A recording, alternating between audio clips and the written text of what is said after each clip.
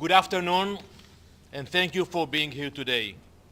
Israel's Foreign Minister Gideon Saar called for an urgent UN Security Council session after we saw the horrific footage last week of hostages Eviatar David and Rom Braslevsky in terrible conditions. Innocent souls who remain in Hamas terror tunnels. We will not allow them to be forgotten. We are honored to be joined today by Foreign Minister Saar, who will deliver a statement here before addressing the Security Council. Good afternoon. I came to the United Nations today because our hostages are still being starved and tortured by Hamas and Islamic Jihad in the dungeons of Gaza. I came here to put the issue of the hostages front and center on world stage.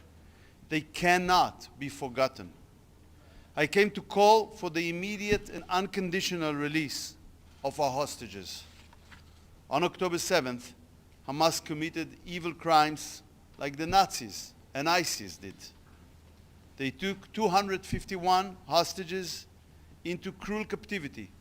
50 of them are still there. This past weekend, the world witnessed the cruel starvation of Eviatar David and Rom Braslevsky, tortured deliberately by Hamas and Islamic Jihad. The world saw their terrible condition, bones standing out in their skin like living skeletons. Eviatar was forced to dig his own grave. This is satanic. Hamas and Islamic Jihad used the starvation and torture as part of a deliberate and well-planned sadistic propaganda campaign. But the truth must be told. Israel facilitating huge amounts of aid into Gaza.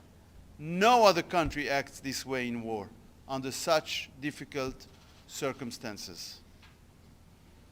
The world has been turned upside down.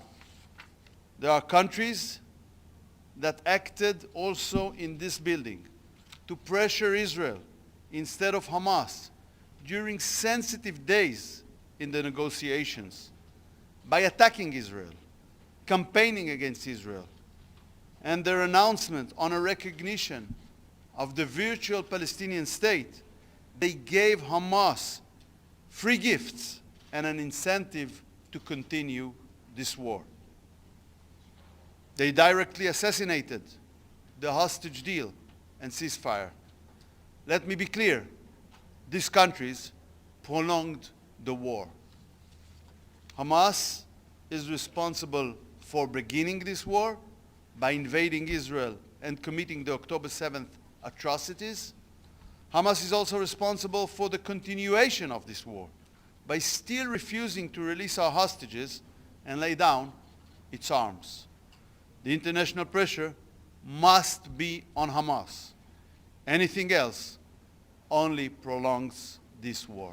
Thank you.